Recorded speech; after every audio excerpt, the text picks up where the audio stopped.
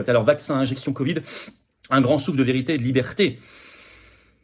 C'est pour ça aussi qu'ils ont beaucoup plus de mal à les réimposer obligatoires, y compris pour certaines professions, vous avez remarqué, jusqu'en France où le Parlement est très mal à l'aise. Je vous en parle dans quelques instants. Afrique du Sud, ce contrat qui dérange.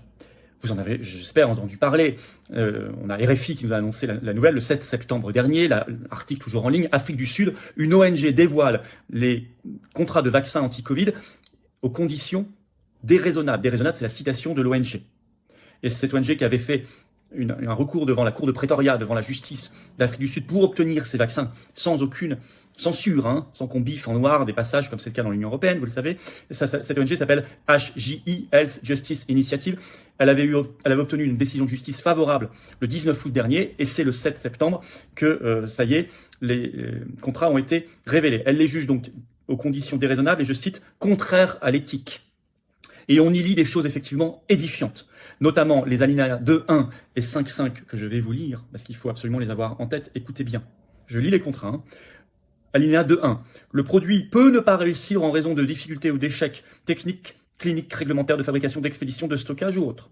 5.5. L'acheteur reconnaît que le vaccin et les matériaux liés au vaccin ainsi que leurs composants et matériaux constitutifs sont en cours de développement rapide en raison de la situation d'urgence et continueront d'être étudiés après les fournitures du vaccin à l'acheteur en vertu du présent accord. Écoutez bien, l'acheteur reconnaît en outre que les effets à long terme et l'efficacité du vaccin ne sont pas connus à ce jour et qu'il peut y avoir des effets indésirables du vaccin qui ne sont pas encore connus. C'est écrit en toutes lettres dans le « je ne fais lire que le contrat ». Je ne fais que lire le contrat qui est mis en ligne. Alinéa 5.5. Il faut lire également l'alinéa 8. 4. Écoutez bien, l'acheteur accepte par la présente d'indemniser, de défendre et d'exonérer Pfizer-BioNTech, chacune de leurs sociétés affiliées, contre toute poursuite, réclamation, action, demande, perte, dommage, responsabilité, règlement, etc., causée par, découlant de, liée à ou résultant du vaccin, y compris, mais sans illimité, toute étape de la conception, du développement, de l'investigation, de la formulation, des essais cliniques, de la fabrication, de l'étiquetage, de l'emballage, du transport, du stockage, de la distribution, du marketing, de la promotion, de la vente, de l'achat, de l'octroi de licence, du don, de la délivrance, de la prescription, de l'administration, de la fourniture ou de l'utilisation du vaccin, de toute information, instruction, conseil ou orientation fournie par Pfizer-BioNTech ou l'une de leurs sociétés affiliées respectives et relatif à l'utilisation du vaccin ou tout traitement ou transfert de renseignements personnels de quiconque traité et transféré par l'acheteur aux indemnisés. La phrase est incroyablement longue, difficilement compréhensible, mais vous avez bien compris, ils ouvrent un méga parapluie. Non seulement alinéa 5.5, 2.1, ils disent on sait pas très bien en fait l'efficacité, 5.5, ils disent il peut se passer des choses, ça peut être inefficace, il peut se passer des choses qu'on n'a pas prévues, problématiques, et 8.4, ils disent de toute façon quoi qu'il se passe, nous sommes exonérés de toute responsabilité, c'est vous l'acheteur, donc ici l'État d'Afrique du Sud, sud-africain, qui est responsable. Alors c'est quand même une révélation incroyable cette affaire. Depuis, silence, censure, omerta dans les médias français. Alors que ces médias, s'ils faisaient leur boulot, devraient exiger la même transparence concernant les contrats entre Pfizer-BioNTech et la Commission européenne, puisqu'on sait que c'est elle qui les a passés pour nous. On les a pas. On devrait exiger de les avoir. Mais de mon côté, moi, qui suis le premier Français à être allé devant le juge d'instruction belge au début de l'été porter plainte en pénal contre Ursula von der Leyen sur ses SMS, sur cette affaire des contrats, de la négociation des contrats d'injection. Mais pour moi, cette affaire d'Afrique du Sud, c'est une bille et une arme, voilà, dans la bataille juridique. Et je vais l'utiliser, voilà, contre Ursula von der Leyen. Et donc je suis ravi de tout cela. Je le fais au nom des patriotes, je le fais en votre nom à tous. Je vous donnerai des nouvelles.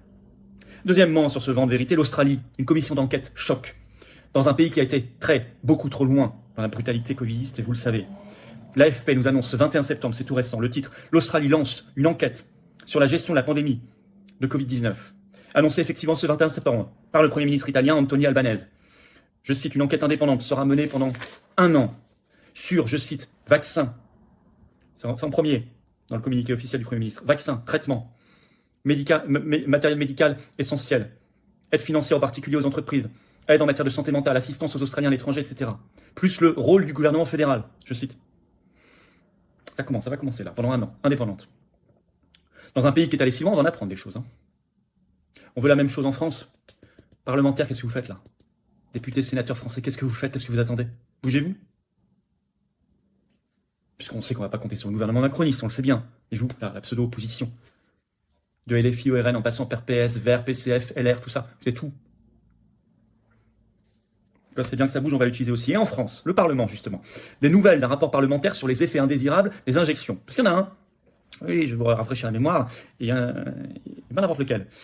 C'est une info qui est sortie par le média spécialiste Factuel ce 22 septembre. On apprend que le Parlement est obligé de diffuser la nouvelle publication de son rapport final sur ces effets indésirables après les élections sénatoriales. Normalement, ça va arriver maintenant, puisqu'elles ont eu lieu ce dimanche 24 septembre. Parce que le rapport d'étape intermédiaire avait été publié le 9 juin 2022, la veille des élections législatives. Et c'était une sorte de bombe. Je vais vous rappeler 2-3 éléments qu'il y avait dans ce rapport d'étape, mais d'abord je vous rappelle le contexte. Ce rapport, il est fait par l'OPECST, c'est-à-dire l'Office parlementaire d'évaluation des choix scientifiques et technologiques, qui est un organe commun à l'Assemblée nationale et au Sénat en France. C'est 18 élus issus des deux chambres, Assemblée nationale et Sénat. Et en fait, l'OPECST avait dû faire ce rapport parce qu'il y avait eu une pétition très signée qui avait fait pression et qui avait déclenché tout cela. Donc un rapport d'étape avait été publié le 9 juin 2022, il y a plus d'un an, juste avant les législatives. Et normalement, le rapport final devait être publié, c'était prévu ainsi dans le calendrier initial, à l'été 2023. Et puis, est passé l'été 2023, et on n'a rien vu sortir. Et là, en fait, Factuel a trouvé l'information. C'est qu'en fait, maintenant, ils ont peur, vu ce qu'il y avait déjà dans le rapport d'étape, ils se sont dit on va le faire après les élections parce que ça pourrait avoir un impact sur les élections sénatoriales. Donc maintenant on va faire pression puisque les élections sénatoriales sont passées. Je vous lis quand même un extrait de Factuel.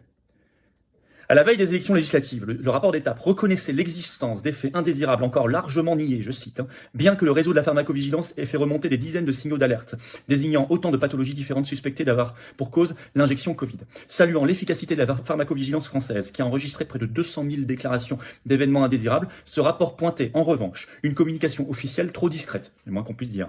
Il déplorait, je cite, que des personnes souffrant d'effets secondaires se soient retrouvées marginalisées, parfois en situation d'errance médicale, voire stigmatisées, faute de reconnaissance. On attendait depuis un rapport final assorti de recommandations, or ce document n'est pas encore venu. Fin de citation. Il y a du lourd. Il y avait déjà du lourd dans le rapport d'étape, il risque d'y avoir du très lourd dans le rapport final. Où sera-t-il définitivement enterré? Mais puisqu'on en parle maintenant, ça va être plus compliqué.